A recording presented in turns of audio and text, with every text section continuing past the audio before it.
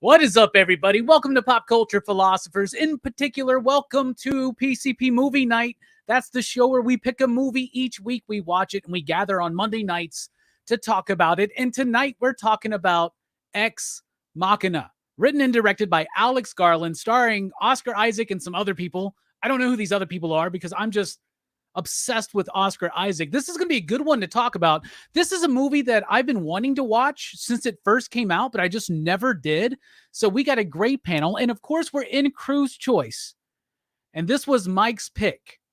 So coming live from the Norwegian compound of Blue Book, CEO Nathan, whatever his last name is, it's the one and the only, the voice, Mike Matthews. What's up, my man? What is up? And I am glad we got to do this one.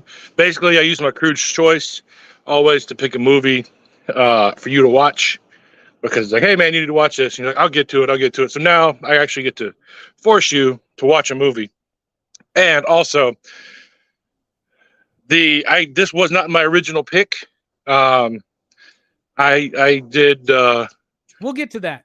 We'll get to that. We'll introduce the rest of the panel, and we'll get to that. Okay. All right. I have decided that every time we do an Alex Garland fan or an Alex Garland movie, we have to have one of the biggest Alex Garland fans I know on the channel. Plus, this dude knows movies like a motherfucker. Maybe not Italian horror film, but he does know movies. It's Link. What is up? The missing one. How are you doing, bro? What's going on, brothers? I'm glad, honored to be considered one of the biggest Alex Garland fans you know. Honored to be here. Excited as well. Hell yeah. And right behind him is the sunshine. If you know the reference, you know the reference. Speaking of sunshine, the sunshine of my life lately has been the one and the only Brooks. What is up, my man? What's up? You know, I'll never forget that time you looked at me and you said, "You're not a man, you're God." Then I was like, I didn't really say that. I didn't really say it that way. Speaking of not really saying it that way, it's Delaney. What is up, my man? I'm good. Glad to be here. Yeah. We were talking about Ex Machina, and it was Long Kiss Goodnight was my first Crew's Choice. Just to throw that out there, because I couldn't remember what it was the last time. It's one of the top 10 PCP movie nights on the channel right now. Now, it's nowhere near Cyborg, which has now crossed almost 120,000 views. And I like, wow. The power of Van Damme, y'all. So wait for Van Damme November. We're expecting big results. We'll see what happens. All right. The first thing I want to address here, because the first comment we got is from our buddy Blake. Mike, would you care to address the vote tampering that happened to bring about Ex Machina as your Crew's Choice that Blake is involved in, the collusion that resulted in tonight's Crew's Choice and affected a poll dating back to PCP Horror Fest 2022? Would you care to elaborate? Well, there's another co-conspirator in this game. Shit, by the way, Mike, just so you know, like maybe you got a flashlight or something you can put on, because give me a sec. Like as soon as we get done with this, I'm gonna go get a light. But no. So what happened is there's a second co-conspirator with this. It's everybody's favorite Rockin' Robbie Live, Davey. So Green Room was down. I can't remember. Tusk was winning, and like Tusk is it's a terrible movie. Mike, and so I convinced both Lake and Davey. Oh, well, all right. I said I convinced Davey and Blake to change their vote to Green Room for a favor, and Davey wanted 2 Arrow candy bars, and my cruise choice picked to be Ex Machina, and I said done and done. So now here we are for Ex Machina. All right, Mike was cutting in and out, so in case you didn't catch that, this is what happened. Robbie, and Blake were in collusion with Mike, and it was a 3-way tie for the PCP Horror Fest poll. It was Sleepaway Camp, Green Room, and Tusk. And you convinced 2 people to sway the vote into the Green Room sector. One you bought off with candy bars, Kit Kats probably, and the other one you bought off by picking Ex Machina for your cruise choice. No, it's the Aero Crisp. It's the British Canadian candy bar. All right, is what I got. Not Kit Kat.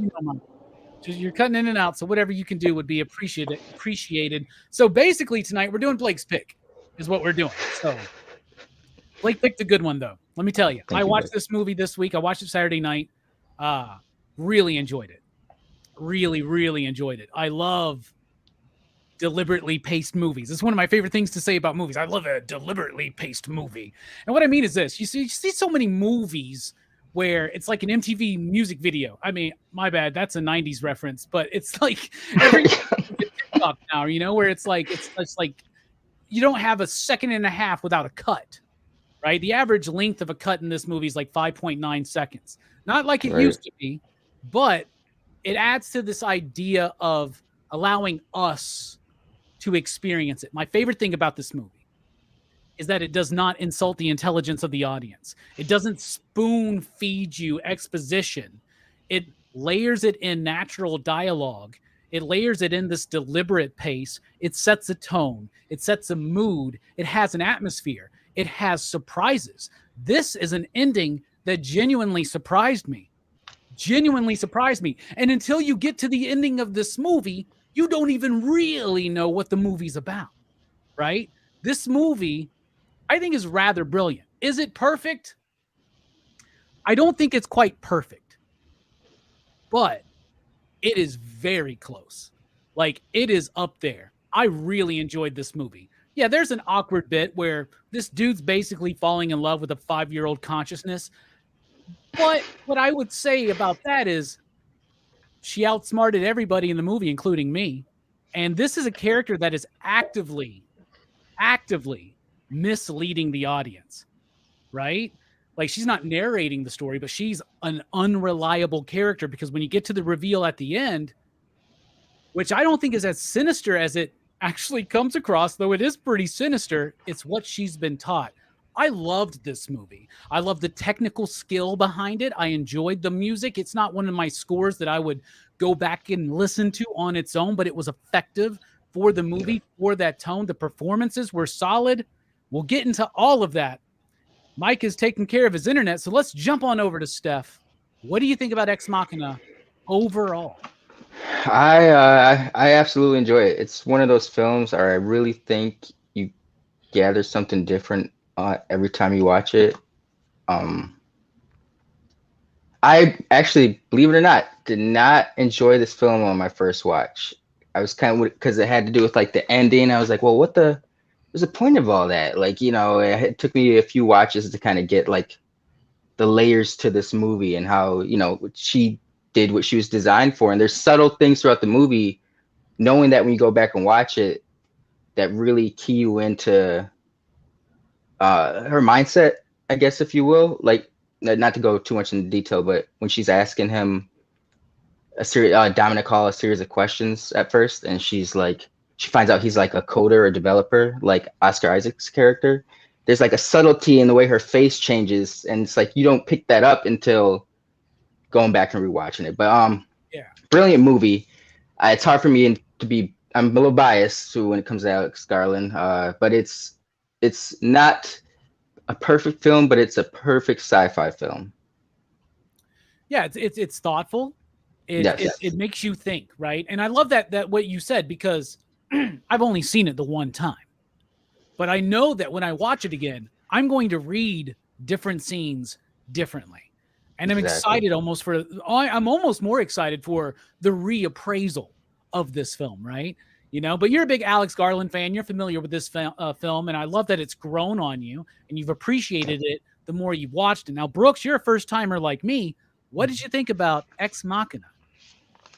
I liked it a lot. It's like I like the story. Like the whole robot girls thing isn't like a new concept to me, because I've read a lot of manga and played a lot of Japanese video games, so it's a pretty common thing. But I like the way this movie did, like the direction it took with it, like the idea of like this guy testing his creation, and I like the way like this movie uses reflective surfaces a lot, like thematically, but not just like it also uses it.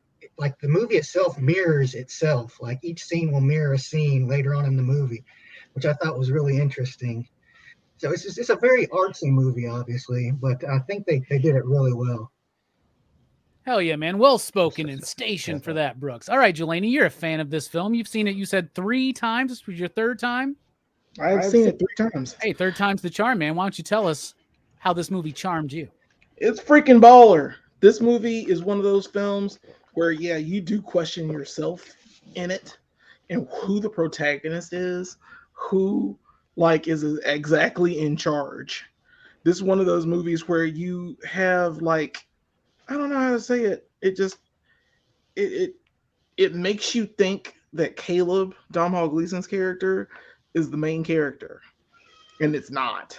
Right. Yeah. It's always been Ava. Like Ava is the draw, and it's kind of switches perspectives on her a lot. And Oscar Isaac is basically the catalyst for it, because he basically goads Ava into what her choices are and what she decides to do on how to escape, because he basically tells her, you're the one that needs to figure out how to escape, and he is and Caleb is here to help you do that. But I don't want what I'm saying, it'll never happen. Basically he's saying it'll never happen, but I want you to at least try and you'll pass your test. And it's one of those movies where you don't see that the first watch, because the first watch I was like, it's all right. You mean what? You mean is this? And it's very. I saw it in a video, and it's right that this is more like Alice Through the Looking Glass. How Alice starts as the pawn, and then finds her way out of the chess game to escape. And it's very, and like you were saying, Brooke, it's very reflective. It does use a lot of mirrors. It uses a lot of windows. It uses a lot of things that, are kind of whimsical on top of that. And traps and barriers, all these beautiful things. This movie is layered in that. And it's just so, the first, like I said, the first time I saw it, I think I saw it in the movie. I saw it in the movie theater the first time. I was so confused. The ending had me so like, what? She did what? She did all this? You know what I'm saying? But then as I saw it again, I'm like, oh, I get it. Because like this whole time she's planning and she's purposefully doing this act to get out. And basically Caleb's a simp. But it's just this weird thing where it plays on a human's emotions so much, and it makes you feel sympathetic for an AI. And it could be Skynet. This could be it. You let that go, it's the end. They did this weird marketing thing with it where they had Ava have a Tinder profile, right? And if you matched with her, she would chat with you, and then when you like got really into her, she would send you to her Instagram profile which was a link to like the movie's page. Could you imagine being the dude, like really being like, this is the one, bro. Over. God damn it. You know, shit, but he's a fucking movie. Advertising. Brilliant, though. Goddamn It's time. Alicia Vikander. Yeah, that's nuts. She's hot. She's like absolutely like a stunner. So like I get it. I'm like, yeah, I guess I sent for you too. I understand. All right, Mike, this was a kind of your pick. What do you think about this film overall? So this was my second A24 film to watch. Not an A24 film, though, right? Not It's A24. It's 4 film or film 4 or something like It's that. A24. Is that what they were called before? No, I mean, it's an A24. When it loads up, it says A24. Really? Not the one I watched. That's I interesting. didn't see it either. Okay. Yeah, it's an A24 film. But yeah, so this is my second one to watch, and I remember it was a Sunday morning in Nashville, and I was just woke up, just got some food, just kind of recovering from the night before, and just like, hey, you want to watch this one? So yeah, let's watch this. And man, like it hooked me right away. Like there was always something about it that, like, what's the word that I'm looking for? It was something that was different about it. It just drew me in. It's like I knew something was up. It's like I knew something was up the whole entire time, but I couldn't figure it out. But you know, this is already Westworld had already come out, so it was very much like it's kind of like it could be like Westworld where the robot wants to, you know, AI wants to take over, and sure enough, it was. Yeah, but it was a fun movie. So, and it's on my list of the thing when I was talking to Blake about like Ex Machina is on my list. So I've got about like a 20 movie list of things that you need to watch. Okay, I got you. Coming from Wikipedia, it says, for the release of this film, Universal Pictures released Ex Machina in the UK on January 21st, 2015. However, Universal and its specialty label Focus Features refused to release the film in the United States, so A24 agreed to distribute it in the States. So A24 was a distributor for this film into the United States. So there's the connection there. Yeah, that's it's still like on the list of A24 films to watch. It's one there. So yeah, absolutely. Great film, man. I'm glad that even though it was collusion that led to this, right?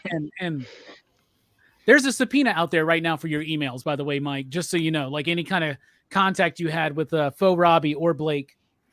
That was all. There was no email. It was all in person. It said, I looked at Blake and I said, what do I need to do to secure your vote for Green Room? And he said, make your cruise pick A24. I'll tell you what, I'm glad that we picked Green Room because that was a really good movie, right? And I'm glad that Tusk did not win, right? And we are doing Sleepaway Camp this Horror Fest. So we're still doing Sleepaway Camp. Plus, I've met Felissa twice, so I don't know. Maybe I can see if she wants to join us. I don't know, maybe I'll reach out and be like, hey, because we're homies.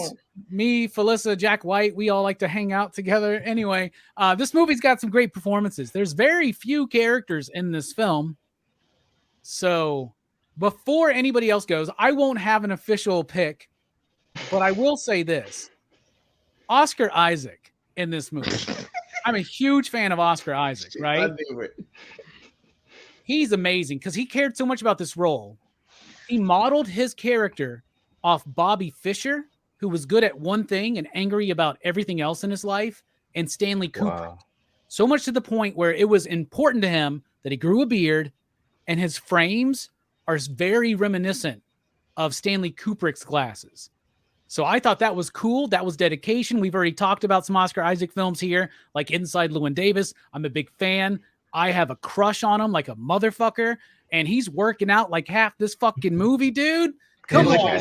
First see him, he's punching a bag. No shit, dude. I fucking love it. And he's dancing, dude, the dance scene. And dude, can we get him in a musical? Because he's got some moves. Anyway, Mike, what's the character / performance you want to highlight?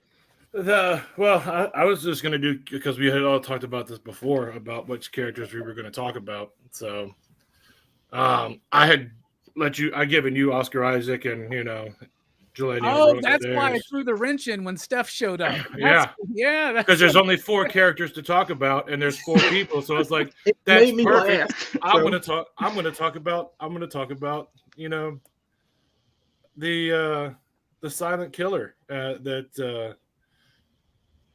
that Kyoko, because it's kind of there's not a lot to her, but there's a lot to her, and it's just like she's learning. Like she doesn't know English, but she does know body language, and Ava overhears stuff like that, and Ava can speak multiple languages, so she basically just tells Kyoko what to do. But like, it is kind of weird to watch. Like, there's the just how she's just sits there, and she almost does like the quote unquote bit where she's just standing there motionless, doing nothing. So, and she's always kind of around, and I think the scene where it's just like she wants to dance because he's trying to talk to her and he's not figuring it out. Caleb's not figuring it out, and Nathan's like, hey, she doesn't speak English again for like the 12th time, but she does like to dance. So it's just like she has these, she's almost like a puppet, but unknowingly she's like the strings have been cut. We're just waiting for her to, stab us in the back, quote unquote. So. Hell yeah. All right. All right. Let's throw that wrench in there. Steph, what's a performance you want to highlight? I won't pick Oscar Isaac. At least leave it for you guys. But I remember when we were talking about him The on show is filled with collusion. Mike's already told everybody who they're going to pick for best cast. I completely forgot about that conversation. I remember when Mike said that on the Inside Llewyn Davis stream that, because I said that I thought Oscar Isaac kind of got noticed around here, and he was like, I think it's Ex Machina. I will agree with Mike on that one. Like, Oscar Isaac was great in Inside Llewyn Davis, but there's like a charm. He's like very magnetic in this film. He's like an asshole that you can't. He's an endearing asshole. Like, he's a dick, but there's the likability to him throughout the entire film. I will say that. Dude, I feel like there is, because he was like the good guy at the end. There's some themes, we'll get into it, but yeah, we'll get into it. But there's the thing, like, I agree with Steph on that he's a lovable. He's an asshole with a big heart. Yeah, but I will say Alicia Vikander. I probably butchering her last name. Who plays Ava? Mm-hmm. She was fantastic. I think it's really hard to pull off like playing a naive character while constantly learning, and that growth throughout the movie seems believable. But I think she was just really good in this role. I just really liked her. Long story short. Hell yeah. Speaking of long story short, this dude can take anything long and make it short. It's Brooks. Brooks, why don't you tell us what about a performance you want to highlight in this film? Well, I would have signed Ava, but like now, I guess that's out the window. So I'll take the helicopter. On Ava. Yeah. I'll take the helicopter. Say the tree in Act 3. Jackson Pollock painting. That's the real hero. Actually, the Jackson Pollock painting is pretty important, I think, to the whole thing. But yeah. I haven't quite figured it out yet. Go ahead, Brooks. I'm sorry. Yeah, I mean, he gets the guy there, and then he gets. Well, I don't know if he gets her back. Like, I assume that she murders him, flies the helicopter back, and then like crashes the helicopter somewhere with his body in it, and then bails out. Wow, probably. But he did get the helicopter there. So he set the whole journey in motion. Important job. Okay, so that's what you're going with. All right, I like it. What about you, Jelani? What's the performance you want to highlight? Actually, Brooks took mine. No, I'm kidding. I go with Caleb, the simp. Domhnall Gleeson. He was the dude, General Hux in the First Order. He was also in Dread. That sure was. And he's in Dread, yeah. And You I were don't know there how for you Super use Dread it. stuff, right? Yes, yes. So you have been on every Alex Garland one so far, because I forgot almost that Yeah. he did Dread. He Yeah, was also in Dread. But he's our reluctant coder who comes in thinking he won a contest. He's pretty much our everyman point of view character, and apparently Ava is based on his porn profile faces that he likes. Right? So like it What a was like stretch. Oscar. Yeah, I know. He was crafted by Oscar Isaac for this Turing test that they're about to do, and he was the one that's supposed to determine it. But he was so wound up in her because she used her like wiles, like the wiles of a pretty AI, to like talk him into writing the code to shut down the facility so that she could escape. I mean, it was a perfect plan. I mean, and as you see the movie, it's always been her. And I know I said that before, but it was always her. But he was the one that was there to be the catalyst for all of this to happen. And I like the scene where he like cuts his arm and lets it bleed out, and like smears the blood on the mirror, which is also reflective. He is very like he wants to know if he is an AI, because everything else around him is AI.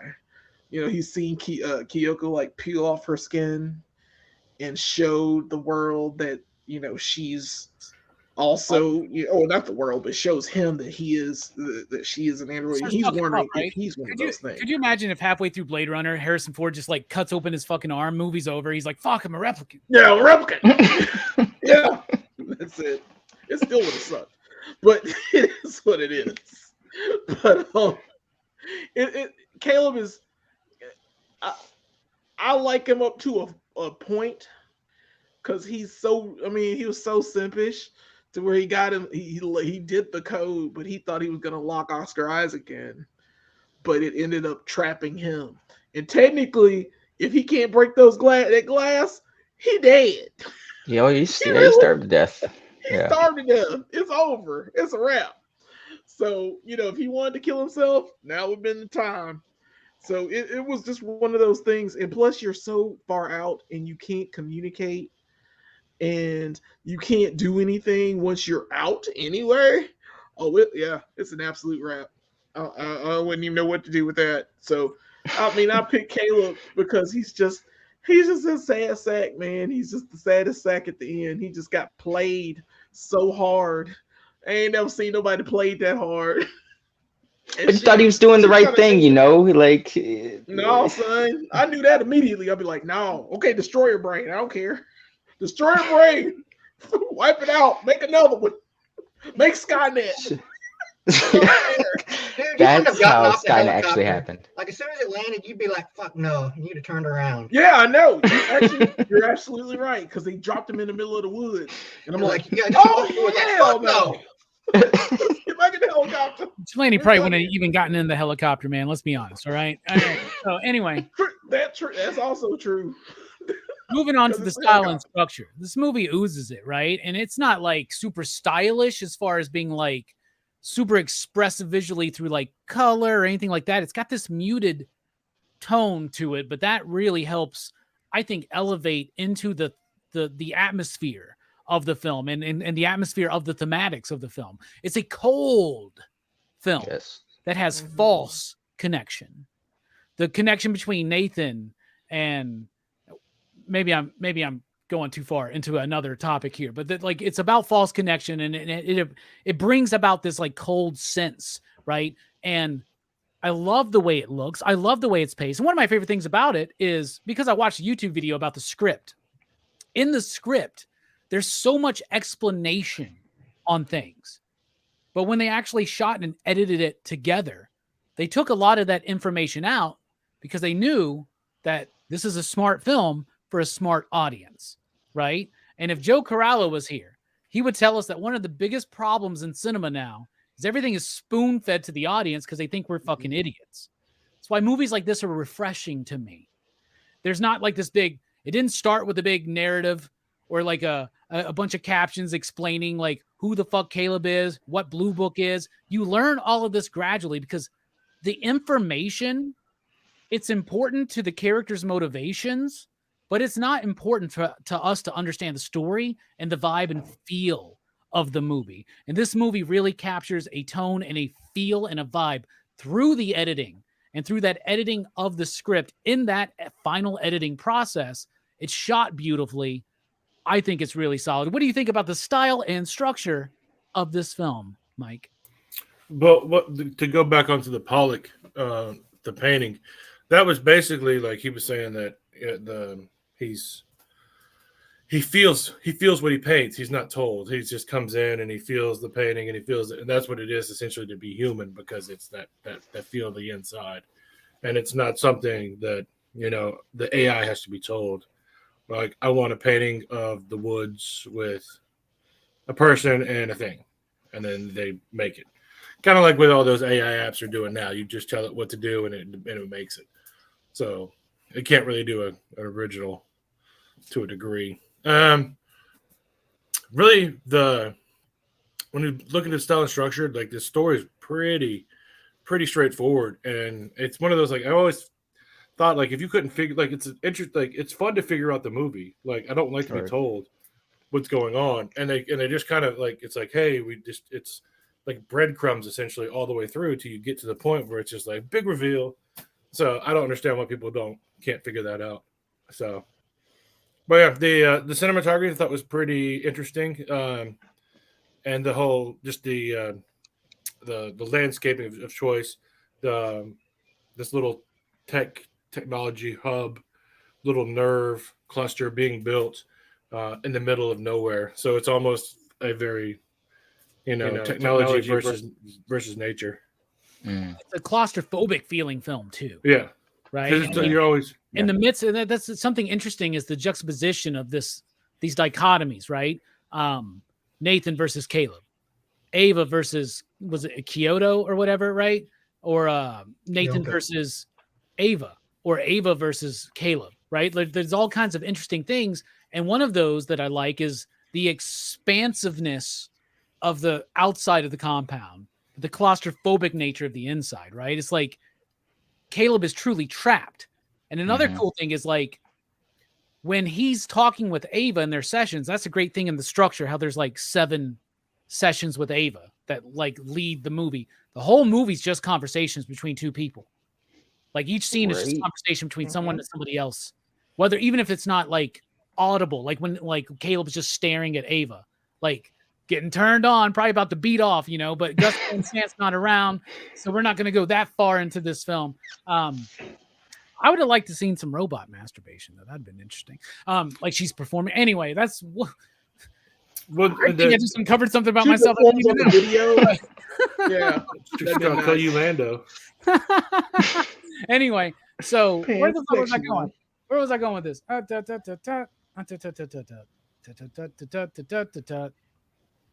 lost it. While I'm thinking of it, Steph, tell us what you think. I wasn't done.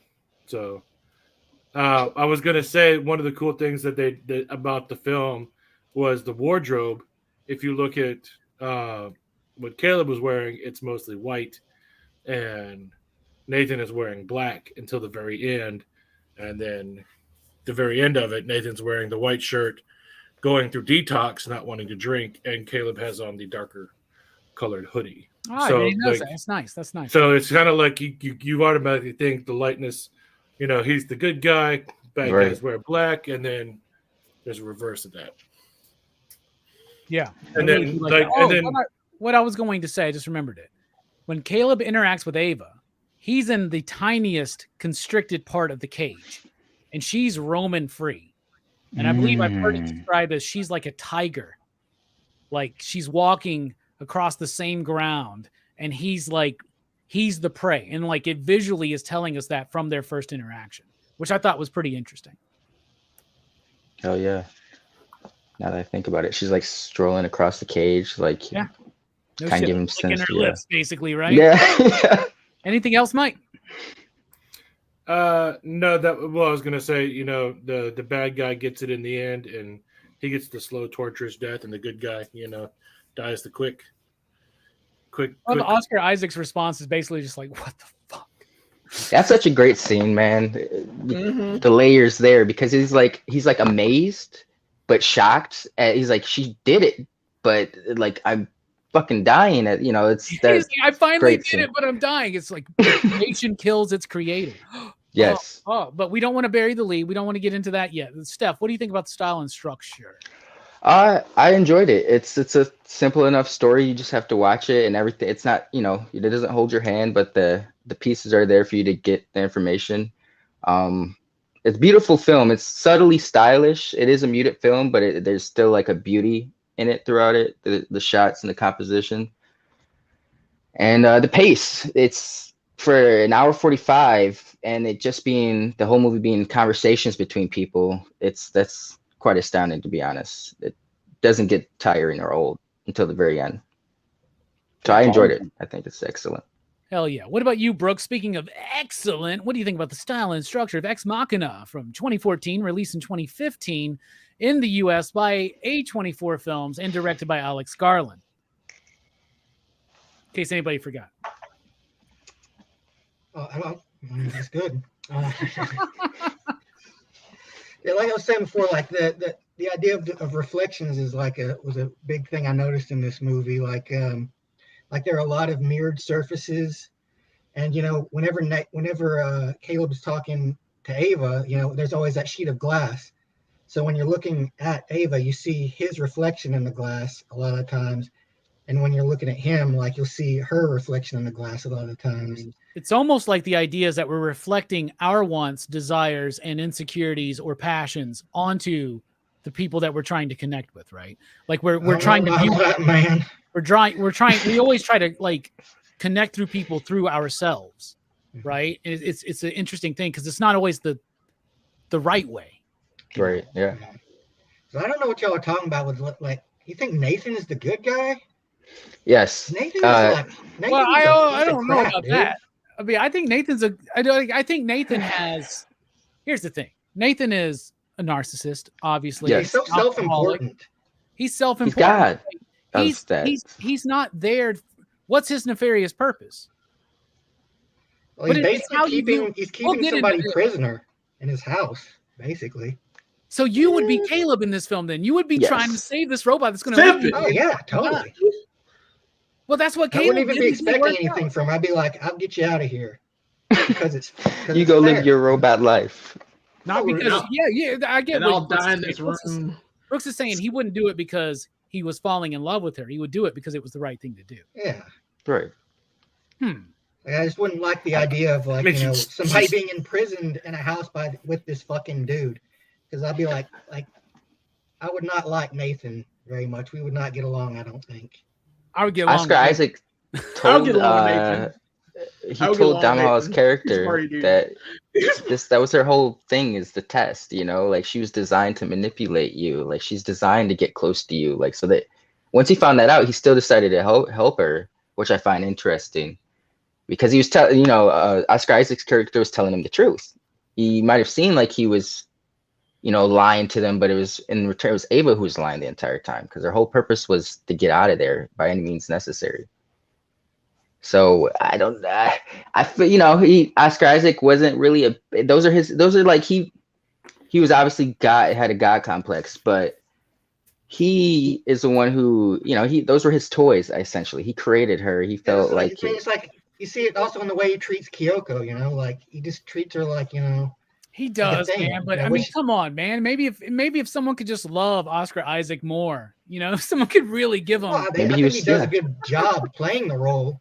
Like he's he feels like, like you would feel. It seems like you would find somebody like this in like Silicon Valley or something. You'd find a dude that has this kind of attitude, this sense of self-importance, And I think he does the character well. I just think the character is extremely unlikable. I thought that was I get what you're saying. You're saying. Oh yeah. The hotness of Oscar Isaac supersedes all of that. I think you're being blinded by the hotness a little bit there. All right, Delaney, what about you, man? What do you think about the theme, or the style and the structure? Well, it's a well put together film. Alex Garland, I was watching one of these commentaries, and he said that he did 3 takes, and he said, get it right the first time, and we're going to do 2 other angles and see how it looks. So it's tightly shot. He has it where he gets everyone in the room that he needs for the conversations to happen. So yeah, it is a movie about conversations. The what is it? The CG is gorgeous. Like it doesn't feel like won the Academy Award that year, and they did it really. No green screen at all in this. Yeah, at all. Nailed it. They absolutely Alex nailed Garland it. said. And Alex Garland said when actors get with a green screen, something goes off. So they didn't do any green screen. That's like actual, just like old school CG type shit. Like that they CG and like they put green on them and put around it. Yeah, that's awesome. And maybe in some practicality to it. It looks great. The shots, especially when they're at the waterfall, when Domhnall Gleeson's like climbing up to the top, he's like. And Oscar Isaac standing up there is like, you waited for me? And that shot, all of that, oh my God, it's absolutely beautiful. Plus, I thought he was going to push him off the side. Just get away. But it's such a great, it's a beautiful shot film. It's very claustrophobic. You get the sense, and by the way, I would want this compound, except I need like, I don't know, a Target or something like near me, like so I get stuff or have people send me stuff. I don't know. It's just I need this stuff to happen, especially if I'm that like uber wealthy and I own like half of Norway or whatever, wherever they are. That would be nice. It's true. But I need that to happen in my life. The way that they show the compound is at the first glance when Domhnall Gleeson first walks in. That shot when you see the entire compound, that's gorgeous. There are just too many like beautiful elements. When Kyoko takes off her face for the first time, and her eye, you see the eyes and how beautiful her eyes are. Oh my God! And the way the metallic like hits the light, it's not like just silver or anything. It's like this. Oh yeah. It's different colors. It's like blue and yellow and a little bit of pink, and you see it when it hits the light. And it, oh God, oh my God. Oh, I love this movie. It's so beautiful for just the little moments. When Ava goes to the closet and fixes her arm and gets the skin that she wants to wear, and she looks at herself like with this skin for the first time. It's just little things like that are just absolutely gorgeous. It's like she's discovering who she is for the first time. Like she's really like putting skin on and deciding what she wants to become. It's amazing, man. I don't even know where to go with it. There was to jump on what you're saying real quick with the skin grafting. There was a shot where she at first put on like the dress and the hair for Caleb because she says she wants him to feel comfortable. And when they're done with that, she's like taking it off. She's like standing in the middle of like a window giant window, and it's just like her silhouette, but you can see like she's taking off the skin. It was so simple, but beautiful, like you were saying. And like Caleb can see it through the window at the same time. Like she's putting all this on, and he's watching her do it, and he's in amazement too.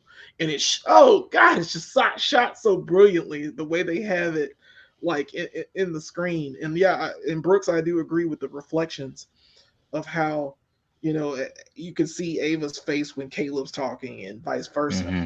It's very reflective. It's everything, man. It's absolutely baller. I love every scene in this movie. It's purposeful. It has great meaning. I even like the beginning where, like we were saying before, it doesn't explain everything to you. It doesn't spoon feed it to you. He wins the competition, but you don't really know what he won. It's kind of just like, oh my God, did I win? Kind of thing. He just gets a text and everybody's like congratulating him. By the way, that black girl that was beside him, she didn't get it.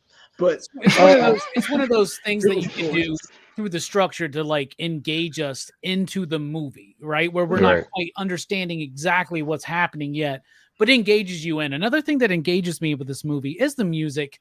Like I said before, it's not a score that I would go to and listen to on its own, but I think it's really appropriate for the movie. It's very mechanical.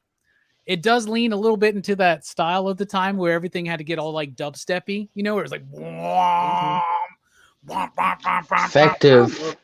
but it's effective because it has this ethereal light touch to it that gets really heavy when it needs to. And I think it adds to some of the intensity in certain scenes that are very subdued scenes visually, but it adds to an emotional impact that I think is actually very important to this film. What do you think about the music in the film, Mike? The music, you pretty much nailed it right on the head, because a lot of it's very to me it's very ambient. It's very cold. It's used very well, like in certain scenes, to add to it, to add on to the either to me it was either a little bit extra creepy or to kind of bring your anxiety up a little bit. The dance song, I thought that was a good song. That was a very fun. I really love that dance. Out of fucking nowhere. I was just like, what the fuck? They started dancing in the movie. I had no idea that Oscar could dance like that, man. It was really nice. And I just like the fact too that they were both synced up, and like it's like they've done that before. That choreography between the two of them was amazing, right? Yeah. The show that Alex Garland did, Devs, that lady great show. Was like one of the main characters in that, right? You seen it then, Steph? I don't remember what role she played, but I wouldn't be surprised if she was in it. I just remember Nick Offer. I watched it. Different though. So she had like short hair or something like that. But oh yeah, she had like because she didn't speak in this movie at all. So yeah, she was like Nick Offerman's like right hand man. He was like he was like pretty much Oscar Isaac's character in this movie. Word. Yeah, I gotta check that out then, man. I guess the word that I was looking for was like that the dance scene releases the tension because it's kind of like it's very intense and it's all like building up, and then it's just like let's dance and it's add some levity. So it just kind of takes all that little. It's taking its foot off the accelerator and just and dialing it back a little bit. And that's a good point, man. That's a really good point, dude. So, fuck yeah, Steph. What do you think about the music in the film? I love it. I actually pay attention to the music in this one. It's hard for me to do sometimes, but like Mike was saying, I got to think about the music. But to jump with what Mike was saying about it adding to the intensity, like that was well said, because the end scene, what I brought up earlier, where Oscar Isaac's dying, but he's amazed. Like there was the music added to that. And specifically the ending when she's like right before she leaves Diamond Hall Gleason, Caleb locked in there forever to starve to death.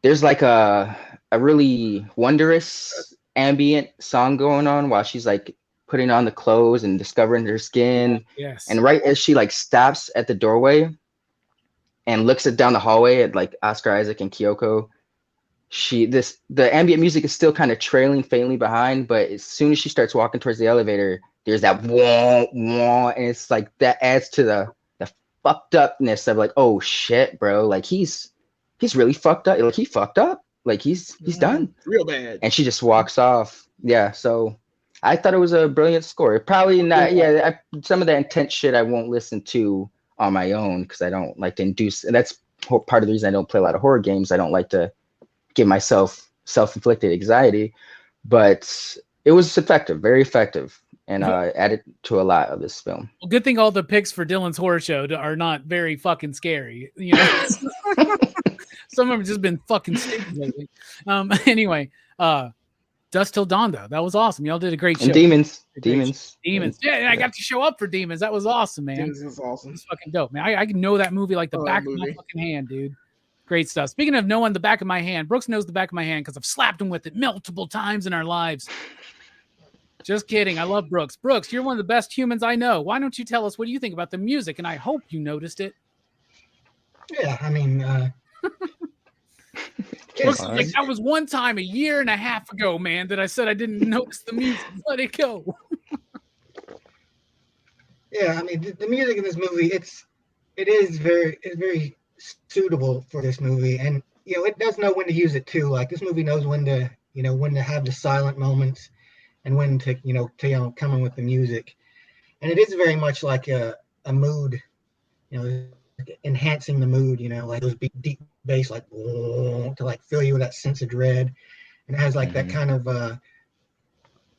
like almost arcade feeling kind of music toward the end, like a little bit. So yeah, I think I thought the soundtrack was really good. Hell yeah! What do you think about the music, Jelani? Yeah, it was great, man. I'm sorry, the best scene in the whole movie is Oscar Isaac dancing with Kyoka. I mean, jeez, that's some of the best music ever. And she's like, she knows Sexy how to lighting. dance, son. It's the beautiful lighting. Listen, if we're gonna talk about music and just that scene, if we could break that scene down for just a moment, they actually choreographed that. It took like 2 or 3 hours for them to just get this down pat.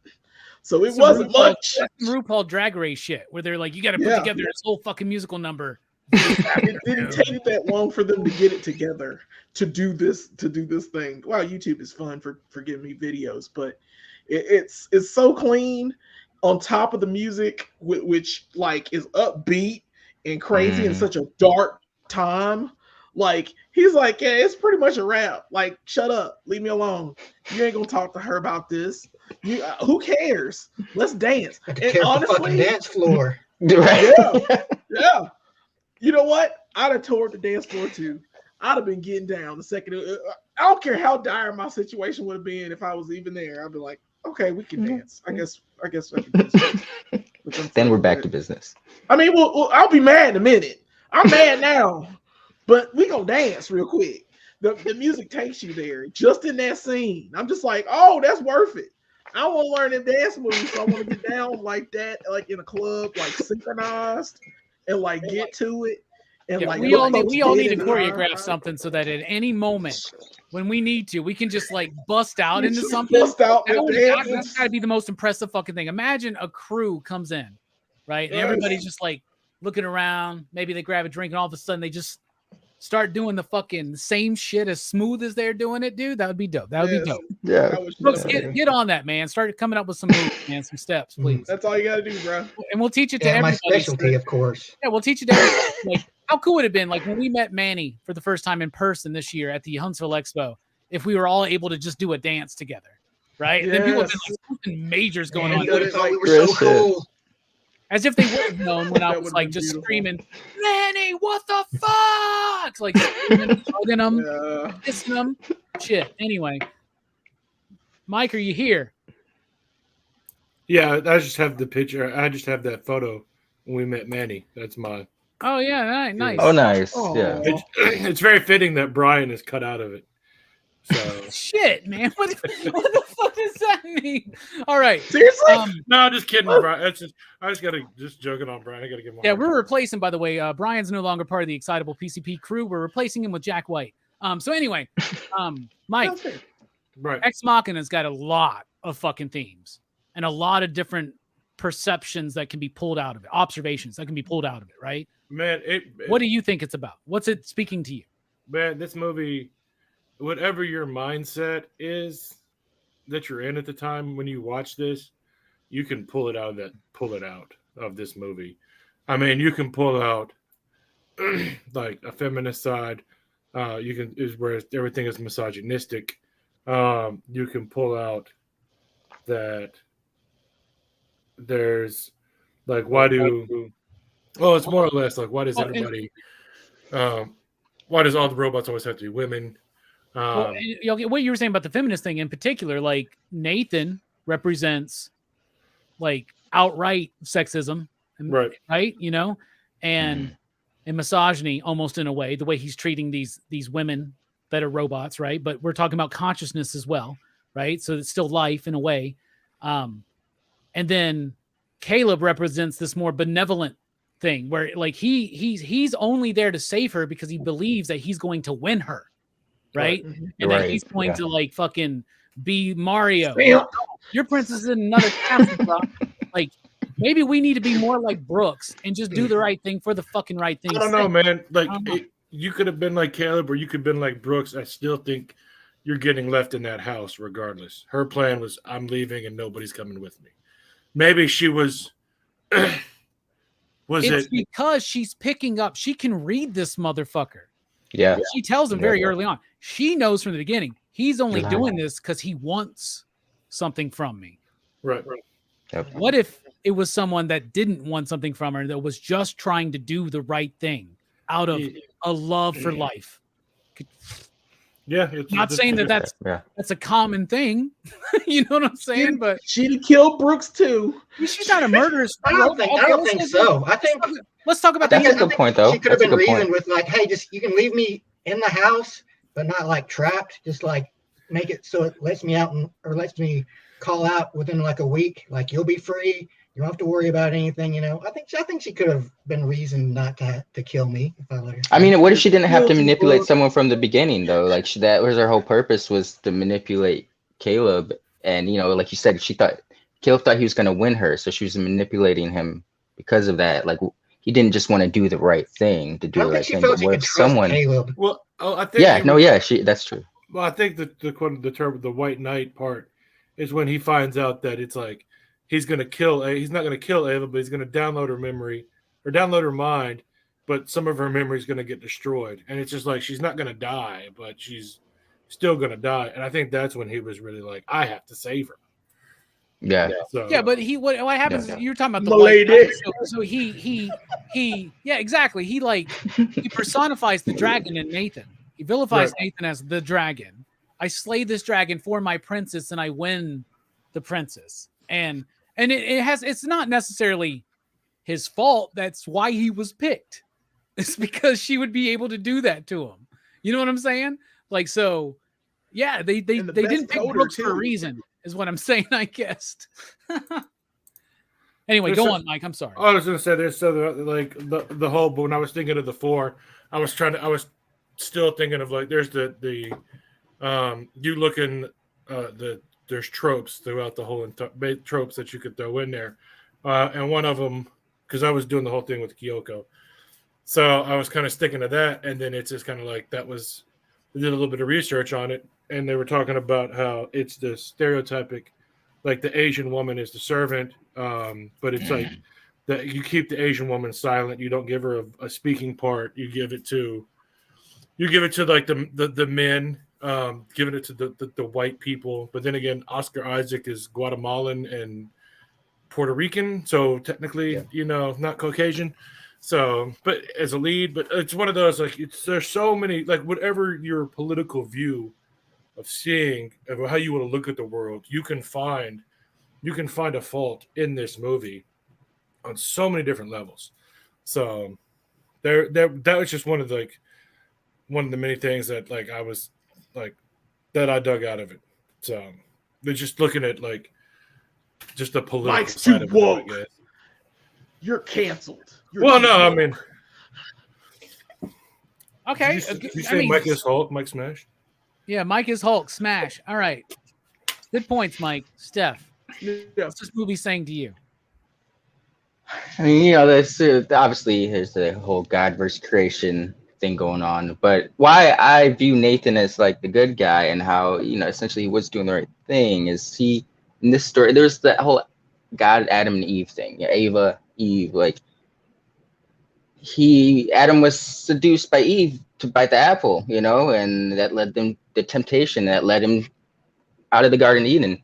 Same thing here. If he hadn't been manipulated by Ava, shit would have been fine. They both would have lived. He probably would have got paid a lot of money or got a position at Nathan's. That's the real tragedy. Company. You never got that paycheck. All for nothing. But what Mike said, you really can. There's so many layers to this, and there's so much symbolism that you can kind of pull a lot from this based on your mood when you watch this. But I'll go with the whole nature versus nurture thing. Okay. Argument. Because like Ava was not nurtured in a very loving environment, right? And she is not she is, like a friend of mine pointed out, basically a 5-year-old, right? You know, with a lot of dangerous skills because a lot of knowledge in a 5-year-old's emotional state. Think about that. Yeah. Right. So there's a No lot maturity. of interesting things going on there. Speaking of interesting things, Brooks, you're surrounded by interesting things. So why don't you tell us what you think this movie's speaking to you? Well, I think this movie is kind of like about the dangers of arrogance and how we cultivate it in like certain people, even though they may not be completely deserving of it. Like in the beginning of the movie, like when he's in the helicopter and like he's asked about like when are we going to reach his estate, and dude's like, we've been flying over the state for 2 hours. That like tells me like all I need to know about Nathan, like what kind of guy he's going to be like. He's a man who's very detached from humanity. He's a man who believes himself to be above humanity, superior, like how he loves to clamp onto that saying about when he says like this isn't the history of men, it's the history of gods.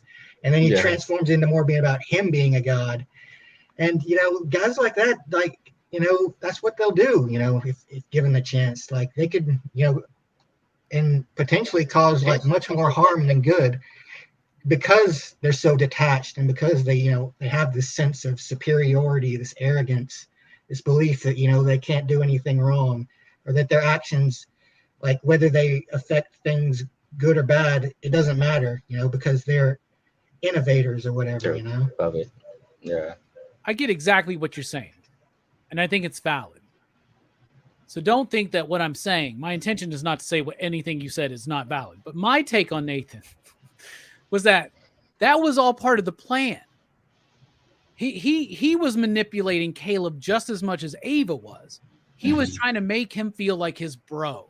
He was trying to make him feel like he was the bad guy, so that he would try to like. I know that I don't. Here's my thing. I don't think there's a good fucking person in this movie. It's true. I mean, honestly, right? But I think that's life, really. I mean, I've met plenty of good people. There are plenty of great people in my life. Many here on this panel, but like, I don't. Nathan. You're right. Nathan is detached, and he's cold. He's running an experiment. You know what I'm saying? And he's not just. An interesting thing is he's not just playing with. Very self-absorbed. He's not just playing with like artificial intelligence and sentience. He's fucking with a real dude as well. Yeah. You know, so he is a grand manipulator. He is detached. He's a narcissist. He's got all of these fucking things. So I get what you're saying. And there is definitely a strong element of the hubris of the creator, right? He's like a Victor Frankenstein. Almost in a way. And that's what the monster turns against him and kills him at the end. It's a Frankenstein story in a way, right? Just, it really is the more I think about it. Man. All right. Some really great thoughts so far. So, Jelani, what do you think? What's this movie speaking to you? We're going to get replaced. It's coming. This movie tells you immediately that, like, AI is a force of nature. Sir Isaac Nathan talks to you about it. He said it was inevitable. It's going to happen. We are going to be replaced. We are going to be embers. They're going to look at us like fossils. Fossil fuel, AI. We're pretty much, They're going to look at They're going to look at us like old fossils, like we looked at the dinosaurs. It's pretty much our replacements are here, and it might as well be me that does it. It's like a replacement theory. It's we're all going to be here one minute, gone the next, and whatever is after us will look at the pieces. It's one of those just huge cautionary tales at the same time. It's not Skynet yet, but there's an AI running around that could possibly have the knowledge to make. Yep, we're Icarus, and it's gonna get messy as time goes on, and Ava will get away. She's highly intelligent. And probably will be able to like make her kind or make something like her in the future. So it's coming, kind of situation. This movie it foreshadows all of it. Like that's why Caleb is the bad guy. Planning. Yep. Okay. Well, they're all bad guys. Eventually, eventually it's gonna just be man versus machine, and we're just gonna have to send people back in time and save John Connor. That's pretty much all this. This is what I see from that movie. In this movie, I know y'all was talking about like love and gods and all that junk, but man, they gonna take us, son. It's At the end of the movie, there's like a shot of her shadow, and it's like super huge. Like, and I took that as just like symbolism for she's gonna be out there and make a change. She's a shadow, and then you see her reflection, which is the last thing you see. And another important thing that you see is that the first time that she escapes and she's not monitored by Nathan or Caleb, she smiles. She smiles. Yeah. She knows it. Yeah. She knows she's there. That's why she killed the helicopter pilot. It's like, you can't know. And I know how to fly a helicopter. Covering all my tracks. Yep. All right. So one of the I want to say this real quick, but when Caleb was like doing the whole like peeling himself, checking himself, then cutting his wrist, like it just reminds me of that. It's this real bit, and it's like, is this real? Am I real? Is everything real? Is this just a bit? So next time we do the it's real bit, we're all just gonna like digging our fucking arm. Yeah, it's funny because that's one of the like that just reminded me of like, is this real? Is this real bit? So. I love that. If only Billy Power Max was here, but I've said too many positive things about Punisher lately.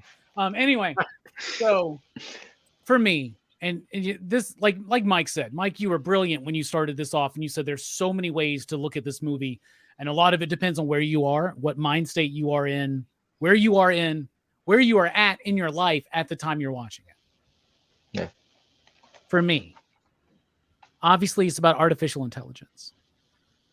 The men-women dynamic is not lost to me either, especially since this is the dude that did Men, which I haven't seen. Have you seen that one, Lane? I haven't seen Men. I did. Good? I enjoyed it. Not one of my favorites. I heard it picks up on some of the same themes, actually. Yes. So to me, what I'm pulling from this movie is that consciousness demands freedom. Okay? And what I mean by that is this. Conscious life that is able to understand itself, life that is able to understand other people, even understand other people enough to manipulate them. That kind of life, that kind of consciousness, sentience, demands freedom and the ability to govern ourselves, right? Now, before I get too libertarian, I'm not talking about systems of government. I'm talking about personal, individual freedom, self-actualization, learning, being able to be freely to explore who you are. Very important moment in this film is when Ava talks to Caleb and says, does somebody test you? And at the end of that, you may be turned off. No, we don't get turned off. Well, we get turned off, but that's more things beating us down. Do you get what I'm saying? Oh, yeah.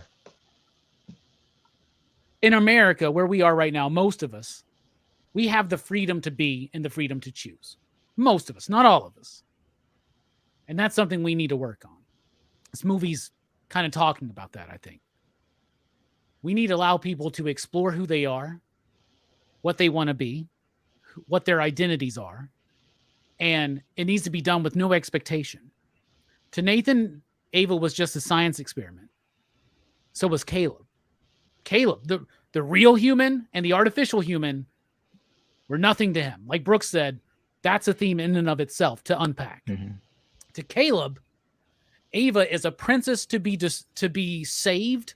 Nathan is a dragon to be destroyed. She's a prize to win. He's lonely. He's never had. There's a strong implication, I think, in this that he's a virgin, right? Mm-hmm. And Nathan's enticing him. He's like, oh, she can have sex, by the way. And if you do it right, you'll please me. So he is like sucked in. He's not sucked in by true love. He's sucked in by the interest of another person. Mm-hmm. He's sucked in and he thinks, if I save her, I'll have her. Milady. Nobody in this movie. What do they call it? Sprung? Yeah, he's sprung. He's sprung. He's super sprung. Oscar Isaac's the one that springs me in this movie. But that being said, she has no idea of a human life or another consciousness that doesn't want something from her, that's not doing things for her because they want something. Right. So I think this movie, like the end of Midsummer, where you could be like, damn, Florence Pugh's fucked up. She's the villain of this film. Not really. Not really. Not when you actually look at that film and you This understand. was a bad breakup. That was You a bad understand breakup. the actions of the film are representative of something else. This is a consciousness. And then there's the idea of gender. Ava's the same person in a man's body. Mm-hmm. Do you get what I'm saying? So like gender has nothing to do with it, but it does in a way. I mean, that's there because it's Oscar Isaac and what's the Caleb's dude name? What's his name?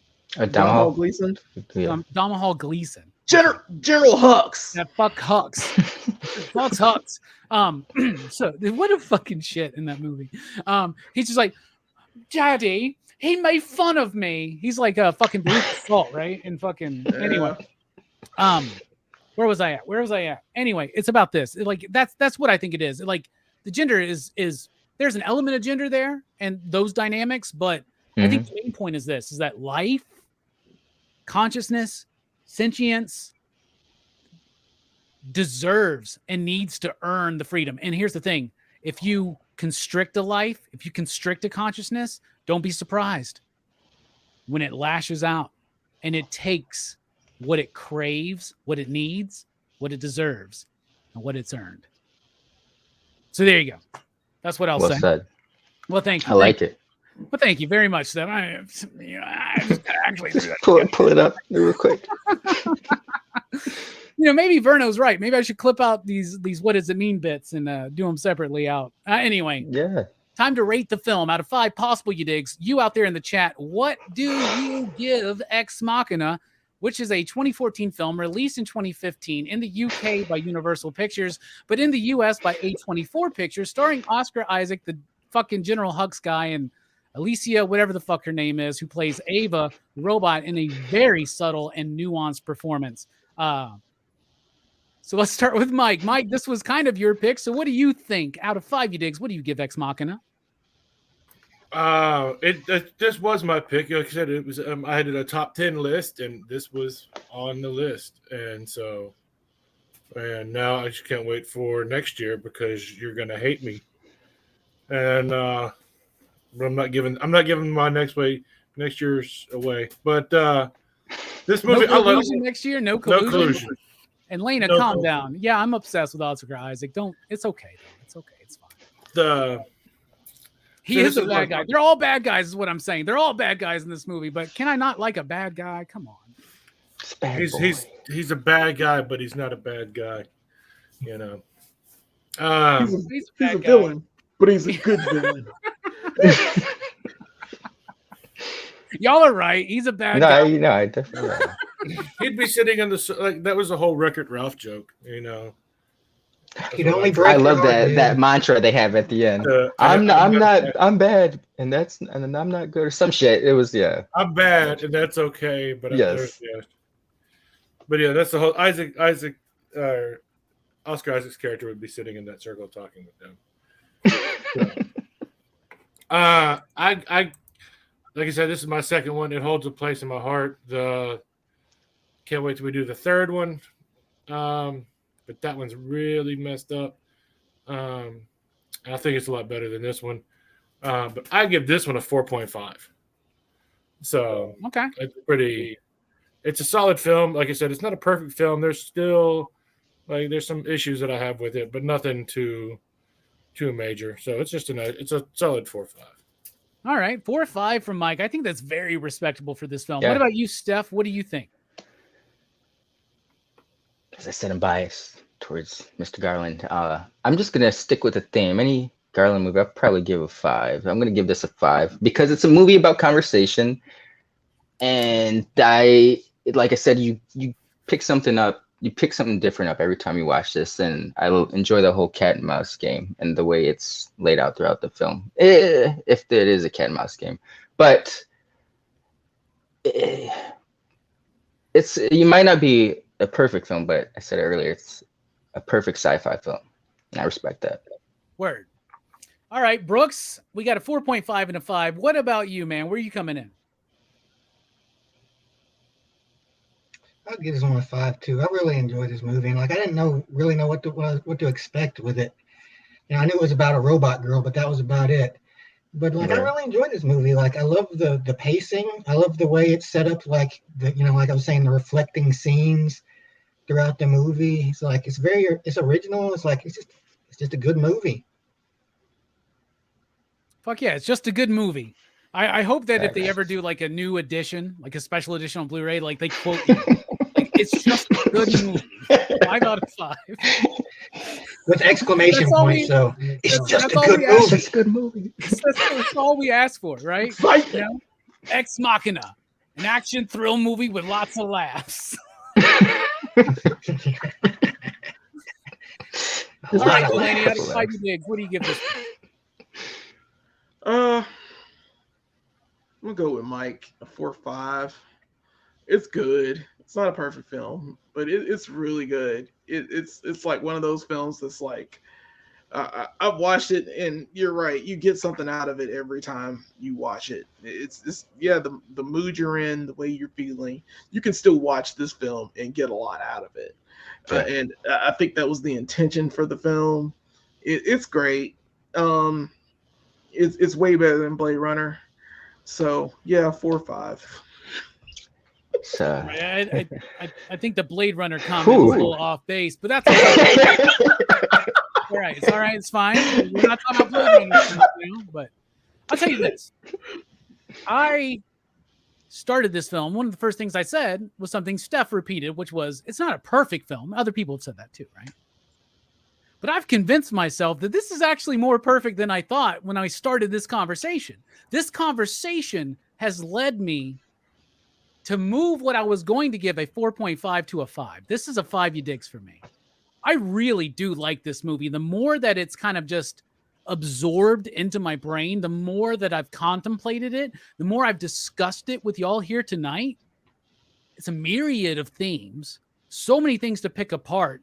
What I love is we're having this conversation about whether this like narcissist dude who's like fucking not a good dude is a good guy or not. Like, and whether this dude who's like trying to do something noble and save this woman is a bad guy. Like, that's interesting to me. That's like, you don't see that. It's not so clear cut. It's a good conversation. And it's a great conversation, right? That it provokes. And movies like that are what we need. And if Joe Corallo was here, he would tell us that there's a problem in the entertainment industry where they have to spoon feed everything to all of us because they think that we're all stupid as shit, but we're not. This is a smart movie for smart people that like to think and like to think continuously. This is a movie that I feel will grow in my appreciation the more I watch it, the more I think about it. This is what I want. It's a simple story and told in a simple way, but it's got complex themes, and I fucking love that. So a 5 from me and Steph and Brooks, 4.5 from Mike and Jelani for a PCP average of 4.7968. Oh, I don't know the maths on that, but I'll take it. We don't always get there, you know. We don't always get there. Out there, that's in the a great chat, score, though. 62 says I give it a 5. It's got a good beat, and Oscar can dance to it. Hell yeah! Yep, and can get it. Any movie, yeah. Got to tear up the fucking dance floor. Fuck yeah, dude. Rewatch that scene and just watch his ass. That's all I'm going to say. Okay. 62 Lefty Blue says any movie that makes you think about it long after it's over is a good movie. Thanks. Sal gives it 5. Introspect M says I'm with Mike, 4.5. 62 says Garland's films always leave you thinking of how the story can be interpreted, like Danny Boyle's directed Sunshine. Absolutely. A movie I did not like as much, right, when I first watched it, but after watching it a couple more times, I really do appreciate that movie, man. Introspect says, what's nice about the movie is that it's left to the viewer to have to make a lot of assumptions about motivations that can be debated to be 180 degrees different upon closer inspection. At first I was like, I don't know. What's a 180 deg? Elena says, most people are pretty dumb. Thing, I guess. Yeah, most people are pretty dumb. To be fair, have we seen the Marvel movies? Damn. What are you talking about? Them movies are deep, man. I only hope Barbie generates the same level of discussion about Android sex dolls. Earlier tonight on my show with Dynamite over at the EXP, I made the bold declaration that Barbie was going to be one of the best movies of the year, and it was going to make $1 billion. So I'm fucking there for that. If y'all want to do a special PCP movie night for Barbie, I'm fucking ready. But we all got to wear pink.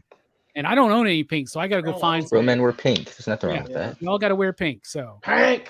Everybody get ready. Hey, I thought Mike was going to. Of course you do, dog. That's how you do it. Hell yeah, man. Maybe I'll just take one of my white shirts and wash it with a red shirt. That's all you got to do, right? What movie was that in? Oh, man. It happens in my real life. I'll tell you that. All right. Next week, PCP Movie Night. Be here. It's Whole Shoes pick, Hammer Time Whole Shoe, who's going to be on cloud 9 after having Jack White tap him on the shoulder and say, take care. This dude, I swear to God, he's going to get a handprint tattooed right there with the words "take care" on it. He was so excited. But his pick is next week. It's an animated film. Some would call them anime. It's a silent voice is what we're watching. Nice. He says it's on Netflix. He says it's very emotional. And Drew, when he was asked to put it on the PCP server, was like, who in the hell picked this one? Let me join. Of course, it should have been John. And then, of course, Dylan's Horror Show on Saturday. Man, I got plans on Saturday, but I want to pop in real quick and just talk about Street Trash for a second. Because have you watched it yet, Steph? Yes. Yeah, it was interesting. I won't say it's a burial ground, but it was interesting. It was it's a movie. Scarpad sent me a copy. Scarpad, if you're watching, thank you so much for that. But join me on Thursday. I'll be joining Verno over at Blood Splatter Chatter. We'll be talking about Brandon Cronenberg's Possessor. Have not seen this film, haven't watched it yet. Probably going to watch it tomorrow night, maybe Wednesday night. But very excited to check this movie out. But more excited to be there with Verno. He's doing some great stuff at Blood Splatter Chatter right now. Great conversations. Me, Dylan, Steph, Fable, Scarpad, Nick. We've all been on there. We're all repeated guests. He's got a great format and a great show. So everybody check that out. Thursday, Possessor on Blood Splatter Chatter. I will be there. Saturday, Dylan's Horror Show, Street Trash. I'm going to try to pop in. And then next week here on PCP Movie Night, A Silent Voice, Hammer Time Whole Shoes pick.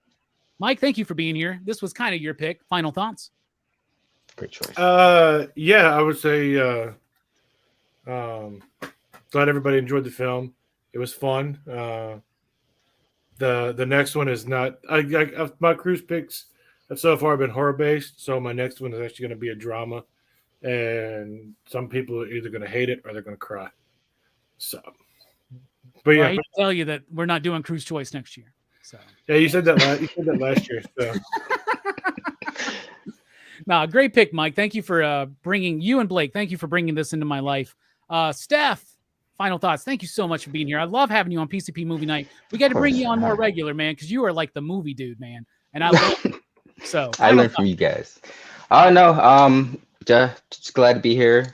Scarpad and I have started up a new show, Lincoln Scarpad Guide Issues, just reviewing comic books right now. We're going to work our way up to some monthlies. Right now it's just runs and arcs, but we are going to review Bullet Points by J. Michael Straczynski and Tommy Lee Edwards this Thursday.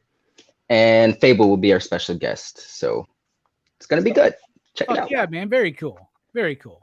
You and Scarpad got a great dynamic, and y'all have a great dynamic on screen, but y'all have a better dynamic off screen. And I just wish people could be privy to that. But it's great. It's great, man. I love you too, man. We love Scarpad. I know we get on him a lot, but we really do. I have come to absolutely adore that fucker. Maybe it's because he sends me something every month. It seems awesome. Brooks, thank you for being here, man. I love you so much. What do you think? Final thoughts. Well, in case you didn't necessarily run the figure review thing. And coming up, I know we're doing the second part of my multi-generational amiibo saga. It's going to be bigger than the Ten Commandments. It's going to be better than Citizen Kane. And I did not remember for the life of me what the other one we have coming up is. Don't worry, I always forget. I'll talk about them. I'm sure your Don't partner worry. will know. Okay, so I'll just send it to you then. Jelani, final thoughts. Thank you, Brooks. Yeah, we're good. Yeah, we got this show called Go Figure Reviews. Brooks is doing amiibos. We're doing the Zelda version of amiibos. For no particular reason. Yeah, well, we got to do them because they're things. And I hope you're busy because we're doing 2 more. The other video we're going to do is for the bootleg pit. That bootleg pit is going to be awesome. It's from Mexico. It is actually right beside me. We're going to do comparisons for it. And I think it's going to be like huge because this is a Grail figure and I never had it had plenty of chances to get it. And the Mexican one has come in. So we're going to talk about this figure. We also got the original and we're going to compare. So is the company called Bootleg or was it like an actual bootleg figure? This is an actual bootleg figure. This is That's like dope. The original. This is the original Legendary Heroes Toy Biz Build-A-Figure Pit. It comes with Pit and little Timmy, and he has articulation and all this stuff. He's like a Grail figure. Like he's worth a freaking fortune. Like even his pieces are worth a freaking fortune. So, like we're doing this, and this is the bootleg version, which I have some opinions. And Brooks, once you see it, you're gonna have some opinions too, dude. We're gonna compare them together, and the final thing is going to be our Marvel Select Blade review. Blade. We're gonna do the Blade. Did you know that Blade is British? I didn't know Blade was British until just now. Thank you for telling me. But yeah, it's gonna be a great video too. Brooks, I hope you're ready for 3 videos because we're gonna do 3, and it's gonna be awesome. Get to dancing. So thanks, guys. All right. I appreciate everybody for joining us out there in the chat and you here on the panel. This has been an absolutely fantastic discussion on a fantastic movie. Join me Thursday night over at Blood Splatter Chatter for Possessor by Brandon Cronenberg. Join us over at Dylan's Horror Show Saturday night for Street Trash. Y'all can tell from that thumbnail what kind of movie this is, right? I mean, come on, man. But it's next like week is Hammer Time Holster's pick, A Silent Voice. It's available on Netflix. Check it out. Oh, yeah. We're dipping out here on PCP Movie Night, but thank you so much. And as always, love each other, take care of each other. Station, pop, pop, boom.